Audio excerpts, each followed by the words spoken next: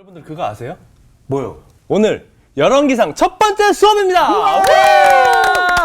드디어 첫 번째. 야. 아. 근데 우리가 그동안 예레미야도 배웠었고 네. 선지자 이름이고 출애굽기도 애굽을 탈출하는 얘기 그렇죠. 알고 있는 얘기인데 열왕기상 솔직히 모르겠어요 난. 네. 뭘 배우나요 우리가? 한 가지 확실한 건 네. 왕들에 관한 이야기입니다. 아, 네, 왕들이고. 왕들에 관한 이야기. 왕들. 그 드라마틱한 이야기들을 통해서 하나님이 또 어떤 얘기를 우리한테 주실지 너무 기대가 됩니다. 오, 진짜 네. 너무 배워야 될 네. 궁금한 이야기들이 가득할 것 그러니까. 같아요. 네. 모르는 게 많아. 네. 와, 와.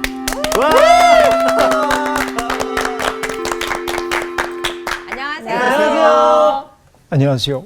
왜 이렇게 좋아해요? 새로운 오늘, 챕터를 나가니까 맞아요. 너무 뭐든지 기대가 새로운 거는 우리에게 설렘을 주기도 하죠. 예. 네. 뭐 공부하는지 알고 오셨어요? 오늘 열왕기상 열왕기상. 배우러 왔습니다. 네. 열왕기가 뭔가요? 그러니까 잘 모르겠습니다. 10명의 왕은 아니죠. 재미있는 말씀이에요. 네. 그 열왕기 할 때 열자가 이렇게 쓰는데 네.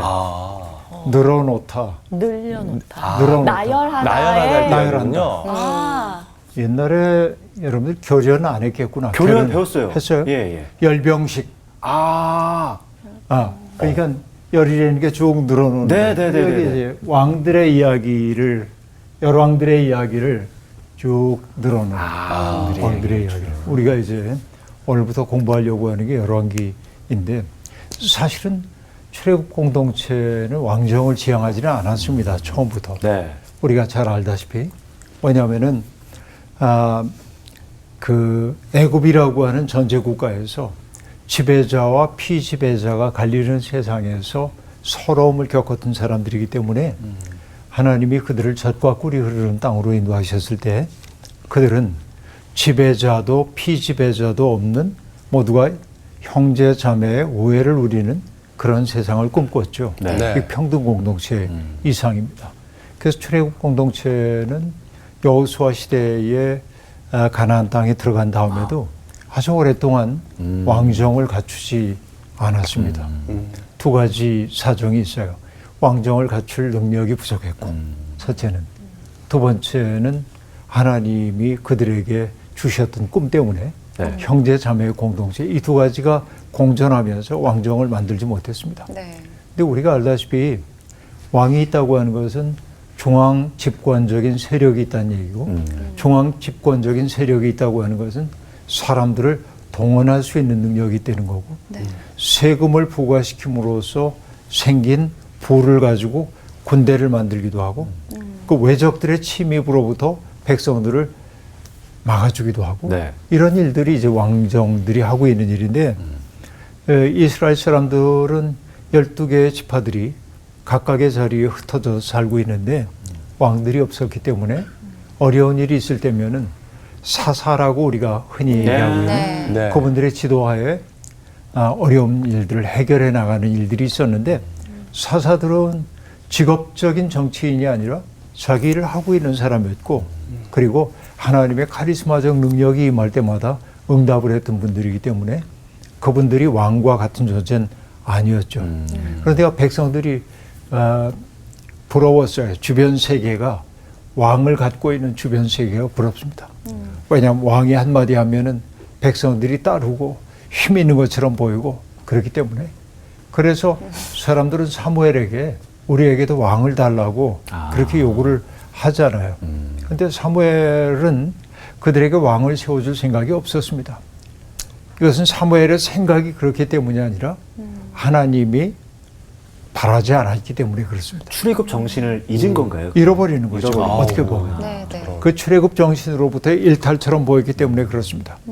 그래도 백성들이 하도 왕을 원하니까 사무엘이 백성들에게 이렇게 요구합니다. 여호와의 말씀 따르는 건데 너희가 다스릴 왕의 제도는 이러하다.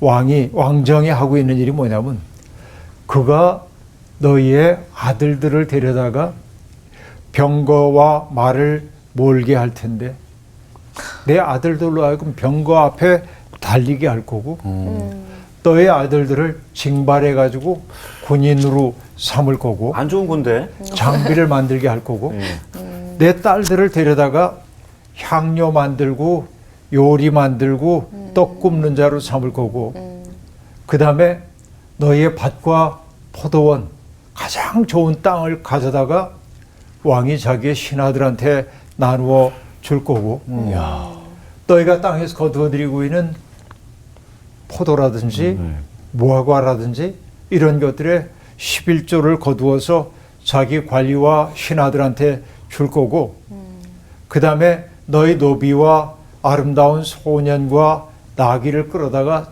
자기 일 시킬 거고 그쵸?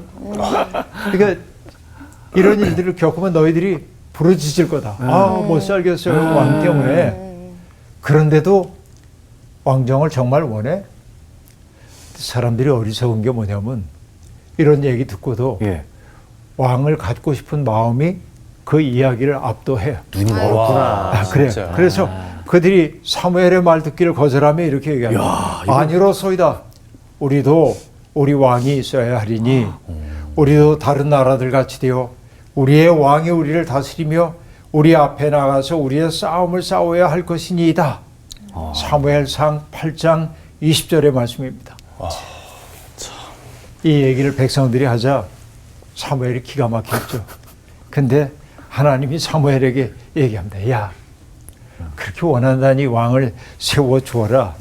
각기 자기 성부로 돌아가 왕을 세워주어. 그래서 첫 번째로 세운 왕이 누구예요? 사울. 사울 왕. 사울 네. 왕이죠. 사울은 멋있는 사람이었습니다. 키도 크고 잘생기고 또 의분도 있는 사람이었습니다. 그러나 나중에 다윗이 등장하면서 다윗에 의해 자기의 빛이 가려지는 것 같자 광기에 사로잡히게 되고 결국 길보아 산 전투에서 아들 요나단과 함께 죽음을 택하고 이런 일들이 벌어지고 오랜 낭인 생활을 하고 있었던 다윗이 마침내 왕이 되죠. 그리고 사무엘 하에는 다윗 왕의 다스림에 대한 이야기가 쭉 등장합니다. 우리 이제 그 얘기를 다 패스하고 예. 네. 사무엘 상하 다 패스하고 왕들의 이야기, 다윗 이후의 왕들에 대한 이야기를 오늘부터 하게 될 텐데요. 오늘 수업 열왕기서 1강 왕위를 둘러싼 암투. 열왕기서는 여러분 아시다시피 두 권으로 되어 있죠. 네. 열왕기 상하와 하로 되어 있습니다. 네. 본래는 한 권입니다. 이게 그냥 나뉘어져 있을 뿐입니다. 그러니까 이 열왕기서 전체는 다윗의 말년으로부터 시작됩니다. 네. 다윗의 전성기가 아니라 네. 다윗의 말년으로부터 시작돼서 다윗 이후의 왕들, 특별히 솔로몬 때 어떤 일이 있었는지 비교적 자세하게 등장하고 이후에 솔로몬의 아들인 르호보암 시대에 나라가 어떻게 남북으로 나뉘어졌는지 얘기하고 네. 남왕국의 왕들과 북왕국의 왕들이 어떤 통치를 했는지 얘기가 쭉 나오고 열왕기 하의 마지막 부분에서는 결국은 남왕국 유다가 망하는 얘기로 끝납니다. 그러니까 열왕기는 다윗의 쇠락기에서 시작해서 왕들을 그렇게 원했던 이스라엘 왕들의 역사가 어떻게 저무는지를 보여주고 있는 쓸쓸한 서해안과 같은 네. 그런 책이 열왕기라고 얘기할 수 있습니다. 네. 예. 서해 동해 구별하자는 얘기가 아니고 네. 네. 네. 동해가 해가 떠오르는 네. 곳이라면 서해는 저무는 세진 곳인데. 곳인데 사실은 나는 해 뜰 때보다 해질녘의 서해를 더 좋아합니다. 네. 낭만 있죠. 어린 왕자도 그렇대잖아요. 자기의 별에서 해지는 광경만 하루에 뭐 몇십 번을 봤대잖아. 의자를 이렇게 돌려놓으면서 하도 별이 작으니까 그 마음을 알 것 같아요. 해지는 광경. 사람을 그 이상한 열정에서부터 해지는 모습은 차분하게 가라앉히고, 그렇죠? 네. 차분하게 자기를 성찰하게 만들기 때문에 저는 서해안을 더 좋아하지만 언어의 부족 때문에 열왕기서는 쇠락에서 쇠락으로 보여주고 있다. 이런 얘기를 여러분께 하고 있는 겁니다. 예. 그런데 열왕기 하의 마지막 단락은 우리가 나중에 살펴보게 되겠지만은 예루살렘이 바벨론에게 함락당하고 많은 지도층 인사들이 바벨론의 포로로 끌려가고 아무런 희망도 없이 살고 있었습니다. 그런데 그들과 함께 붙잡혀갔던 여호야긴 왕이 억류되었던 삶에서 해방되는 것으로 끝납니다. 그 얘기는 뭐냐면 새로운 희망의 단초. 그걸 보여주는 것으로 끝나요. 네. 가장 어두운 얘기 같은데 희망의 단초를 남겨두고 끝나는 게 열왕기 서다 하는 얘기입니다. 자, 열왕기 상하가 왕들의 이야기라고 얘기를 했습니다. 먼저 우리가 지금부터 공부하게 될 열왕기 상은 22장으로 되어 있는데요. 다윗의 말년부터 시작해서 남왕국의 여호사밧 임금, 북왕국의 아합 임금 시대까지를 다루게 됩니다. 그런데 열왕기라고 얘기했으니까 열왕기서의 핵심은 네. 왕정신학이 있습니다. 그렇죠? 왕들이 해야 할 일이 무엇인지를 얘기해주고 있습니다. 앞서 사무엘은 왕들이 하는 일을 부정적인 것 일색으로 얘기했습니다. 맞아요. 내 아들들 데려다가 말 몰게 할 거고 내 딸들 데려다가 일 시켜 먹고 그리고 좋은 땅 뺏어다 신하들에게 주고 그죠? 예. 이렇게 얘기했어요. 왕들이 꼭 그런 짓만 하는 건 아닙니다. 왕이 해야 할 일, 그것은 뭐예요? 맡겨져 있는 백성들을 복되게 만드는 게 왕이 해야 할 일이죠. 이게 중요한 겁니다. 그러니까 열왕기 상하가 일관되게 보여주고 있는 것은 뭐냐? 왕은 권력자, 지배자가 아닙니다. 왕은 주님이 세우신 규정을 지키는 사람이어야 합니다. 하나님이 주신 위임된 그 권한을 가지고 백성들을 잘 섬기는 것이 왕의 직무로 되어 있습니다. 그렇기 때문에 왕이 해야 하는 일은 백성을 하나님의 지혜와 정의로 다스려야 합니다. 그리고 왕은 지배자가 아니라 백성을 섬기는 자입니다. 이게 왕정신학이에요. 그러니까 그에게 왕에게 요구되고 있는 것은 뭐예요? 주님의 뜻을 늘 분별해야 돼요. 주님의 뜻에 충성해야 합니다. 그리고 예루살렘에서 그 주님께 합당한 예배를 드리는 게 왕들에게 마땅한 일이라고 얘기하고 있습니다. 그리고 우리가 열왕들의 이야기를 보다 보면 왕들이 늘 칭찬만 듣지 못하잖아요. 언제나 나쁜 사람 등장하기 마련입니다. 잘못된 왕 때문에 나라가 위태로워져요. 그러나 열왕기 상하의 밑바탕에 흐르고 있는 정서는 뭐냐면 그래, 엉망으로 다스리는 왕들도 있지만 하나님이 다윗에게 나단 선지자를 통해 주셨던 약속, 너의 후손 가운데 왕들이 이어질 거라고 하는 후손이 지속될 거라고 하는 낙관론이 그 바탕에 깔려 있습니다. 그러니까 왕들이 역사를 만들어가는 것처럼 보이지만은 그러나 역사의 이면에서 움직이는 분이 하나님이라고 하는 사실이 이 열왕기서의 밑바닥을 흐르고 있는 정서다 하는 얘기입니다. 그리고 왕들의 이야기는 남왕국의 왕들만 다루지 않습니다. 나중에 분단 이후에 북왕국 이스라엘의 왕들 이야기도 나란히 다루고 있습니다. 그런데 각 왕들에 대한 평가가 주어지고 있습니다. 여러분, 열왕기 상하에서 왕들을 다룰 때 평가의 기준이 하나가 있었습니다. 좋은 평가를 받은 왕들은 한마디로 요약됩니다. 그가 다윗의 길로 갔다. 그렇게 얘기합니다. 다윗을 척도로 삼는 거예요. 근데 나쁜 평가를 받은 왕은 어떻게 되냐면 여호와 보시기에 악을 행했다 라는 말로 나오든지, 또 하나 나쁘게 예가 된 사람이 하나 있는데 바로 북왕국을 세웠던 여로보암입니다. 그래서 나쁜 평가를 받는 사람들은 여로보암의 길로 행했다, 그렇게 얘기를 합니다. 다윗이라고 하는 인물, 여로보암이라는 인물, 이 둘을 가지고 언제나 평가를 받고 있었다는 얘기입니다. 열왕기 하는 25장으로 되어 있는데요. 아합의 뒤를 이은 아하시아와 그 이후 시대, 북왕국입니다. 그 다루고 아합 시대부터 하도 북왕국이 혼란스러웠기 때문에 그때 등장했던 예언자가 있습니다. 엘리야.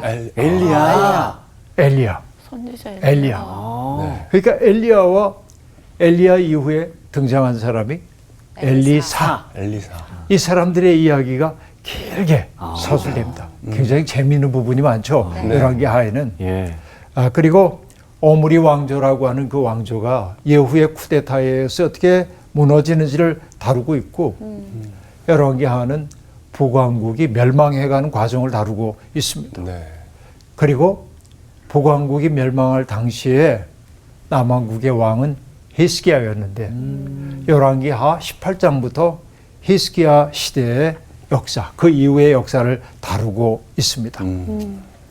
그런데 앞서도 얘기한 것처럼 열왕기서는 왕들의 치적을 평가할 때 어떻게 평가할까요? 어떤 왕들이 우리 대통령들이 정치를 잘했어 하는 건 뭐냐면 그때 우리 GDP가 얼마큼 올라갔고 네. 경제 성장이 어떠했고 또 우리가 OECD 국가에 들어갔고 또 언론 자유지수가 얼마큼 높아졌고 뭐 이런 거 가지고 계량화된 것 가지고 딱 평가를 받잖아요. 네. 네. 그러니까 지금도 먹고 살게 해준 대통령들은 높이 평가받고 그렇지 못한 분들은 좀 낮은 평가를 받고 그러기도 합니다만은 그러니까 경제력이나 군사력을 얼만큼 키웠느냐에 따라서 왕들을 평가하지 않아요.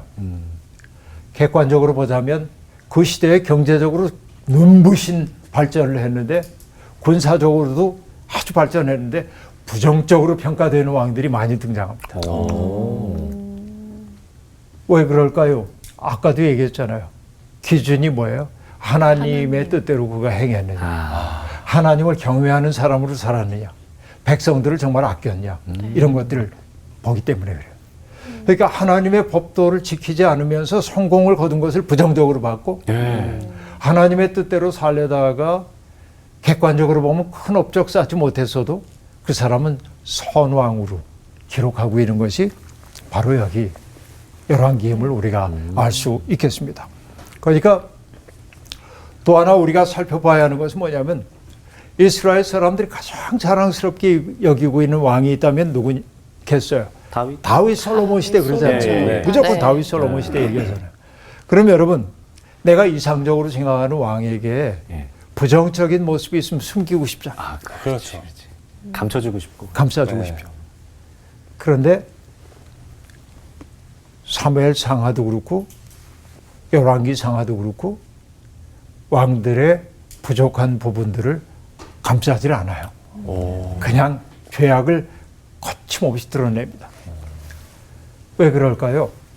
결국 열왕기 상하를 기록한 사람들은 남북 왕조가 멸망된 다음에 기록했을 거 아니에요. 멸망까지의 이야기니까. 네. 네. 이 나라가 왜 망했을까에 대한 관심을 가져야 하는 거예요. 도대체 왜 망했을까? 하나님과의 약속을 어기고 이렇게 살았기 때문이야.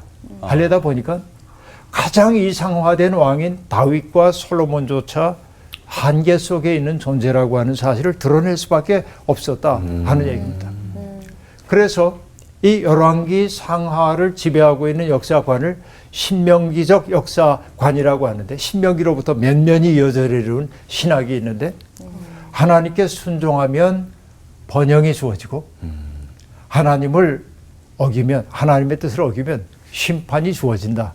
이것이 신명기적 역사관을 가득 채우고 있는 이야기라고 볼 수 있습니다. 오늘 이제 우리가 열왕기서의 도입 부분을 공부하고 있는데 개론만 하면 안 될 것 같아서 조금 읽고 시작을 할 텐데 오늘은 열왕기 상 1장 1절부터 10절까지를 보려고 하는데요. 네. 1장 1절부터 10절까지를 보는데요. 한 2절, 3절씩 나누어서 읽어주시길 바랍니다. 다윗 왕이 나이가 많아 늙으니 이불을 덮어도 따뜻하지 아니한지라 그의 시종들이 왕께 아뢰되 우리 주 왕을 위하여 젊은 처녀 하나를 구하여 그로 왕을 받들어 모시게 하고 왕의 품에 누워 우리 주 왕으로 따뜻하시게 하리이다 하고 이스라엘 사방 영토 내에 아리따운 처녀를 구하던 중 수넴 여자 아비삭을 얻어 왕께 데려왔으니 이 처녀는 심히 아름다워 그가 왕을 받들어 시중들었으나 왕이 잠자리는 같이 하지 아니하였더라. 그때 학깃의 아들 아도니아가 스스로를 높여서 이르기를 내가 왕이 되리라 하고 자기를 위하여 병거와 기병과 호위병 50명을 준비하니 그는 압살롬 다음에 태어난 자요 용모가 심히 준수한 자라. 그의 아버지가 내가 어찌하여 그리하였느냐고 하는 말로 한 번도 그를 섭섭하게 한 일이 없었더라. 아도니아가 스루야의 아들 요압과 제사장 아비아달과 모의하니 그들이 따르고 도우나 제사장 사독과 여호야다의 아들 브나야와 선지자 나단과 시므이와 레이와 다윗의 용사들은 아도니아와 같이 하지 아니하였더라. 아도니아가 에느로겔 근방 소헬렛 바위 곁에서 양과 소와 살찐 송아지를 잡고 왕자 곧 자기의 모든 동생과 왕의 신하된 유다 모든 사람을 다 청하였으나 선지자 나단과 브나야와 용사들과 자기 동생 솔로몬은 청하지 아니하였더라. 자, 첫 장면부터 매우 흥미로운 내용이 시작됩니다. 네. 다윗 왕이 나이 많아 늙으니 한참 아이고. 늙으면 그렇게 사람들에게 다 비애를 자아내는 것으로 보입니다. 사실은 저는 늙는다는 게 참 좋게 느껴지기도 하는데요. 아름답게 나이 드는 방법 이런 것들이 우리에게 필요한데 네. 열왕기상을 기록한 사람은 첫 장면에서 다윗의 세력이 저물어가고 있다고 하는 사실을 다윗이 기력이 쇠진한 이야기를 할 텐데 다윗이 기력이 쇠진하여 이렇게 말하지 않고 이불을 덮어도 따뜻하지 않냐 이렇게 얘기한다고 그냥 와닿는 얘기거든요. 확 다윗이 나이가 많아 늙으니라고 하는 말과 이불을 덮어도 따뜻하지 않다 이거 그대로 이제 근데 노쇠함을 이렇게 인상 깊게 표현할 수 있을까? 그러게요. 그러니까요. 제가 좋아하는 마종기 시인의 겨울기도라고 하는 시에서 하나님 추워하며 살게 하소서라고 말하면서 이불이 얇은 자의 시린 마음을 잊지 않게 하소서 이런 구절이 나오는데 그러니까 여러분 가난한 사람 많죠. 쪽방에서 살고 있는 사람, 거리에 나온 사람 뭐 그런데 그 모든 것들을 이불이 얇은 자의 시린 마음 이렇게 표현해서 확 와닿잖아요. 네. 뭔지. 그러니까 지금 다윗이 나이가 많아 늙었고 이불을 덮어도 따뜻하지 않았다. 노쇠함을 기가 막히게 표현하고 있습니다. 그런데 다윗 왕이 이렇게 늙었다고 하는 것은 국가적으로 보면은 위기 그렇죠. 상황입니다. 네. 신하들은 제안을 합니다. 왕이 이렇게 무력하면 안 돼. 젊은 처녀로 시중을 들게 하겠다면서 품에 안고 주무시면 따뜻해질 겁니다. 라고 이야기를 합니다. 사실은 그냥 몸을 녹이기 위한 것이 아니고 지금 왕의 성적인 능력을 되살려야 바로 권위가 서고 국가를 통치할 능력이 생긴다고 그들은 믿었기 때문에 왕의 신체적 능력, 특히 성적 능력은 국가적 관심사. 그러니까 이 아리따운 여성을 데려다가 따뜻하게 몸을 덮이소서라는 얘기는 그냥 몸의 온도를 높이란 말만이 아니라 성적인 함의가 다분히 있는 그런 얘기란 말이죠. 그러니까 왕의 활력, 성적 활력 이게 되살아나야 국가도 살아난다라고 하는 얘기입니다. 네. 그리고 전국을 이렇게 모색하다가 젊고 아리따운 힘이 예쁜 수넴 여인 아비삭이라고 하는 여성을 데리고 옵니다. 아비삭은 어떻게 보면 도구로 동원이 되고 있는 거죠. 네. 왕의 사랑의 대상이 아니라 그러니까 이게 우리가 성경 이야기이지만은 불편한 이야기이기도 합니다. 누군가를 도구로 만들고 있는 이야기이기 때문에 네. 아비삭은 어떤 연고인지는 몰라도 그 말에 순종하지 않을 수 없는 내가 왕의 옆에 놓으니까 권력을 갖게 되겠지 혹은 내가 왕의 아이를 임신하게 되면은 내가 높아지겠지 그런 생각이 있는지 없는지 모르겠지만은 어쨌든 징발이 된 거죠. 네. 그래서 왕의 옆에 누웠으나 신하들 바람대로 되지 않았다. 그렇죠? 네. 그러니까 왕의 어떤 능력을 채워주기 위한 일을 해낼 수가 없었다 하는 얘기입니다. 이 얘기는 어떤 얘기입니까? 다윗은 더 이상 역사의 무대에서 네. 주역이 아니라 이제는 물러설 때가 되었다. 와. 이 얘기가 1절부터 4절까지 다윗의 시대를 정리해내는 이 방식을 보시죠. 네. 기가 막히죠? 기가 막히네 진짜. 기가 와. 막히죠. 슬프네요. 그러니까 여러분 우리가 성경을 문학적으로 보더라도 어마어마한 이 능력이 이 속에 있습니다. 언어를 다루는 솜씨가 보통이 아닙니다. 네. 그러니까 뭐 수치를 들이대면서 다윗 왕이 혈압이 얼마였고 맥박이 얼마였고 음식 섭취량은 어떻고 이런 소리 안 해. 나이가 많아서 이불을 덮어도 따뜻해지지 않았고 그래서 어떻게 좀 되살려 보려고 이렇게 했지만은 안 돼. 그럼 뭐해? 끝난 거지 뭐. 그래요. 그러고는 바로 뭐라고 얘기하냐면 5절에 그때 이렇게 와, 기가 전개가 막힌 빨라. 얘기죠. 네. 절묘하네 진짜. 핫기스의 아들 아도니아가 스스로를 높였다. 그렇게 말하고 있습니다. 핫기스의 아들 아도니아가 스스로를 높였다 하고 얘기합니다. 자, 핫기스의 아들 아도니아라고 얘기하고 있습니다. 단순한 정보를 우리에게 주는 얘기일 수도 있습니다. 핫기스의 아들 아도니아, 그렇지. 근데 여러분, 이 말 속에 담겨 있는 것은 다윗의 아들들이 많아요. 배다른 아들들이. 네. 그렇죠. 다윗은 세력 기반이 없는 사람이었기 때문에 지방의 토호들과 긴밀한 협조를 얻어내기 위해서 지방 토호들의 딸들과 결혼을 했습니다. 일종의 정략 결혼이라고 얘기하겠죠. 네. 그러니까 다윗이라고 하는 사람이 사위면 편들 거 아닙니까? 이쪽도. 이렇게 해서 사울과의 싸움 속에서 다윗은 자기의 세력을 공고히 해나갔는데 그때는 도움이 되었으나 다윗이 늙고 기력이 빠지자 아들들 사이에 알력이 등장하기 시작합니다. 다윗이 힘 빠지기 전에도 다윗은 아들들 때문에 큰 어려움을 겪습니다.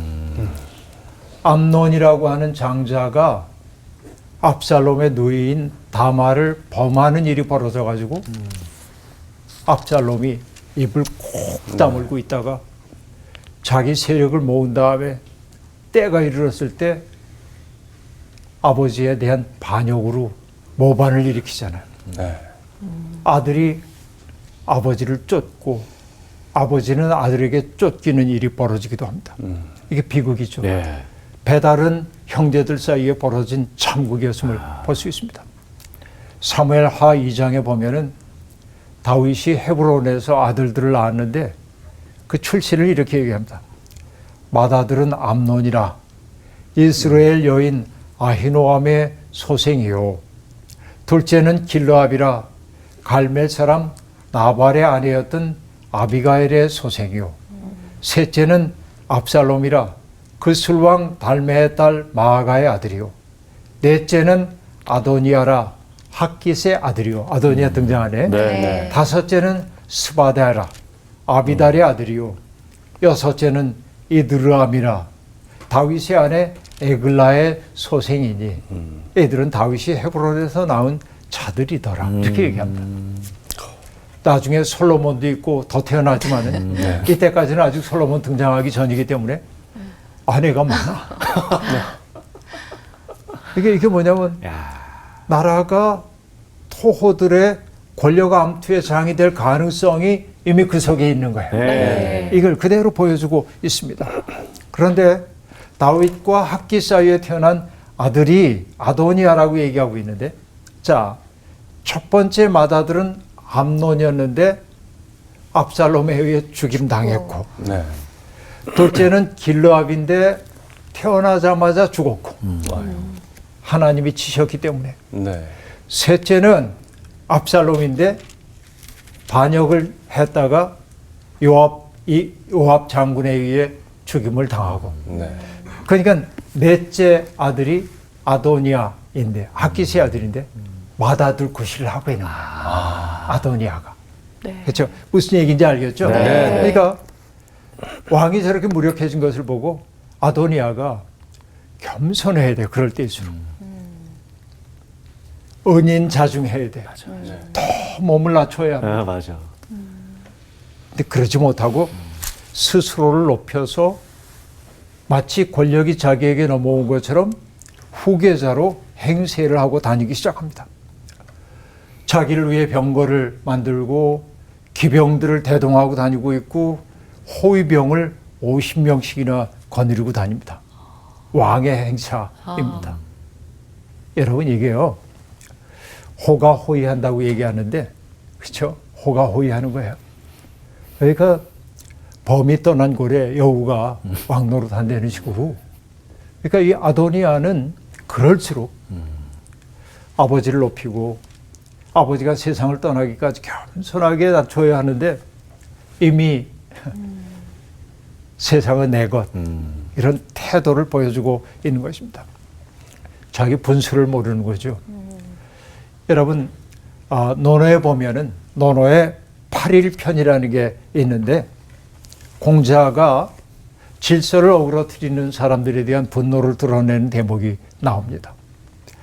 그 계시라고 하는 사람이 있었는데 그 사람은 정경에 지나지 않았습니다. 대부입니다. 그런데 보니까 자기 집 뜰에서 부자였던 모양이죠. 8일 물을 추게 했다. 여러분 이게 이제 이런 말 처음 들어봤을 수 있는데 이 8팔자이고요. 8. 네. 1이라고 하는 것은 이렇게 이제 이게 1이에요. 이 일자는 춤을 뜻합니다. 댄스. 네. 그러니까 8일무라고 하는 게 뭐냐면은 예. 가로 세로 8명씩 세워서 춤추게 하는 거예요. 오. 그럼 몇 명입니까? 64명. 예. 64명이 뜰에서 춤을 춥니다. 분무를 이렇게. 어마어마하죠. 네. 이 중국의 예법에 의하면은 8일무를 추게 할 수 있는 것은 황제밖에 없습니다. 아.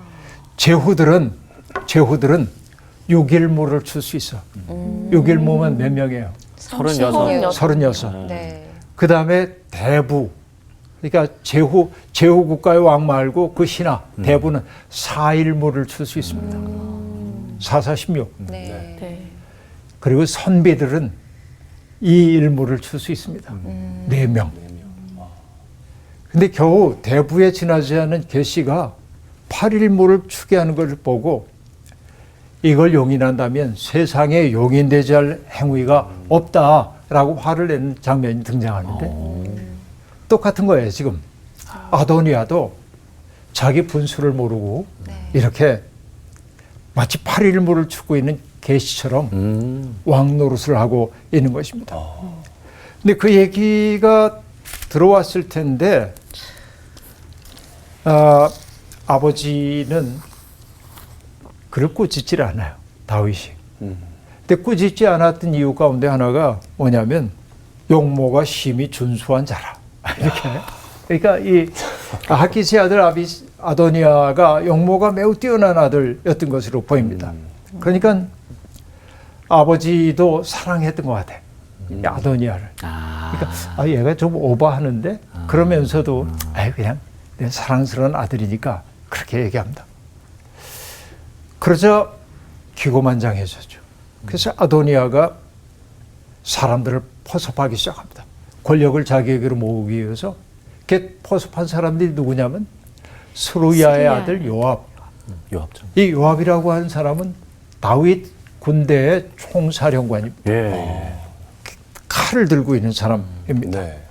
그리고 제사장 아비아다를 포섭합니다. 오. 자, 종교 지도자와 군사 지도자를 딱 택한 거예요. 네. 그러니까 세상이 다 자기 편이 된 것처럼 보인다 네. 하는 얘기입니다. 그러니까 여러분 요압과 아비아달에 대한 이야기는 다음에도 우리가 하게 되겠지만은 이 아비아달은 다윗의 측근 중의 측근이라고 얘기할 수 있겠습니다. 다윗이 사울에게 쫓길 때 막 달아나다가 제사장들에게 가가지고 좀 도와달라고 그러고 그 제사장들이 다윗을 돕습니다. 먹을 빵도 주고요. 그리고 그 주님께 다윗이 해야 할 일이 무엇인지를 여쭤봐서 답을 주기도 하고요. 또 다윗이 골리앗을 죽였을 때 사용했던 그 골리앗의 칼도 다윗에게 주고 제사장들이 그렇게 했거든요. 네. 사울이 화가 나가지고 다 죽여요. 제사장들을. 그때 살아남은 사람이 아비아달이고 그러니까 아비아달은 다윗에게로 도피할 수밖에 없었어요. 네, 네. 그리고 그 이후에 아비아달은 언제나 다윗의 가장 측근에서 보좌했던 사람입니다. 예. 그러니까 그 최고의 장군과 최고로 신임받는 사람을 자기 편으로 포섭을 한 겁니다. 문제는 어디에 있냐면 그들을 포섭했기 때문에 소외되고 있는 사람들이 있었는데 아비아달하고 똑같이 제사장 역할을 감당하고 있던 사독은 쏙 빠졌고 그리고 그렛 사람과 블렛 사람들 이들은 뭐냐면 유대인들이 아니라 이방 용병들인데 네. 용맹하게 싸움 잘하는 사람들을 다스리고 있었던 분하야라고 하는 장군도 예. 소외되었고 불만이 생기겠네. 예, 분하야도 소외되었고 그리고 다윗에게 해야 할 이야기를 정확하게 전달하던 예언자인 나단도 제외되고 예. 그런 거예요. 그리고 다윗을 따라다니던 장군들 그들을 아도니아가 부르지 않았던 것입니다. 아도니아는 그들은 싹 빼놓고 자기들만의 잔치를 해요. 그게 9절과 10절인데 이렇게 얘기합니다. 아도니아가 에느로겔 근방 소헬렛 바위 곁에서 양과 소와 살찐 송아지를 잡고 그렇게 말합니다. 예. 네. 자, 에느로겔이라고 한 말은 뭐냐면 거기가 어디냐면 네. 예루살렘의 남동쪽에 기드론 골짜기하고 힘론 기드론 골짜기와 힘론 골짜기가 만나는 지점층에 있는 것이 에느로겔입니다. 힘론의 골짜기라고 하는 것은 심판의 이미지를 주고 있는 데이기도 합니다. 그러니까 에느로겔에서 만났다고 하는 이야기가 뭔가 불길해입니다. 에느로겔에서 만나가지고 그들이 잔치를 벌였대요. 그런데 그 바위 근처를 소헬렛 바위라고 얘기하고 있는데 네. 소헬렛의 뜻은 미끄러지는 바위, 뱀 바위, 뭔가 불길해. 그러네. 그러네요. 이게 참 재밌죠? 네. 재밌어요, 이게. 거기 모여가지고서는 잔치를 하는데 양과 소와 살찐 송아지를 잡아서 잔치를 베풀었다. 그렇게 얘기하고 있습니다. 자, 의도적 표현입니다. 이것은 정치적 지도자들과 지지자들과 우위를 다지기 위한 친교의 식탁처럼 보이지만 서술된 것으로 볼 때 새로운 임금의 즉위식에 동반되는 종교의식을 떠올려요. 여기에 양과 소와 살찐 송아지라고 한 말은 그냥 우위를 다지기 위해서 우리 이런 거 차렸어 예. 라는 뜻으로 볼 수도 있지만 예. 네. 종의적으로 보면 마치 왕이 다 된 것처럼 왕이 베푸는 식사처럼 사람들을 거기에 모아가지고 잔치를 베풀었다 하고 얘기를 하고 있습니다. 김치국 마시는 상황이네요. 근데 언제나 문제는 어디에 있냐? 분수를 알지 못한다. 문제는 어디에 있습니까? 누군가를 배제하고 있다는 거. 예. 맞아. 야. 불길한 거예요. 예. 여기에 배제되고 있는 사람들이 매우 중요합니다. 네. 나단, 분하야, 네. 왕의 경호원, 그리고 마지막에 등장하는 게 솔로몬. 와, 이렇게 나오나 또 솔로몬이. 솔로몬. 아. 이렇게 등장합니다. 예. 갑자기 음악이 짜잔 완전 드라마예요, 이거. 드라마죠. 네. 어마어마하게 긴장하다 재밌어요. 진짜. 오늘은 두 가지 사건을 봤는데 다윗이 늙어서 쇠약해졌고 네. 이불을 덮어도 따뜻하지 않고 네. 성적 기운이 살아나지 않고 쇠약해서 하니까 아도니아가 등장해가지고 왕 노릇하려고 그러고 그리고 자기 세력을 구축하는 과정에서 일부는 끌어들이고 일부는 배제함으로 오히려 통합을 저해하고 있음을 보여주고 있고 그리고 마지막 이름 솔로몬이 등장함으로 다음 사건이 어떻게 벌어질지 네. 흥미진진하게 이야기가 되고 있습니다. 오늘 여기까지 하고 예고 더 해주세요. 다음 시간에 만나서 그 이후의 이야기 듣겠습니다. 고맙습니다. 감사합니다. 이 솔로몬의 마지막 그 등장 하나. 임팩트가 너무 강해요. 너무 센 진짜. 그 이름 세 글자. 와. 와. 사실 저는 기대되네요. 그 열왕기 상에 대한 약간 선입견, 그걸 완전히 1장 1절부터 깨잖아요. 맞아요. 너무 몰입감이 있었던 수업 시간이었어요. 아 그리고 성서학당에서 이렇게 배우니까 우리가 그냥 읽을 때 에느로겔이나 몰라. 몰라요. 무슨 뜻인지 맞아. 몰라. 그런 중의적 의미를 가졌는데 우리는 알 수 없는데 맞아요. 이끌어는 이런 또 재미가 있는데. 끝까지 함께 가야 됩니다, 우리 시청자분들. 네. 아니, 한 줄 어떻게 기다려요? 아 정말 그러니까. 정말 재밌다. 네. 네. 기대하는 마음으로 기다려보겠습니다. 좋습니다. 네. 아. 수고하셨습니다.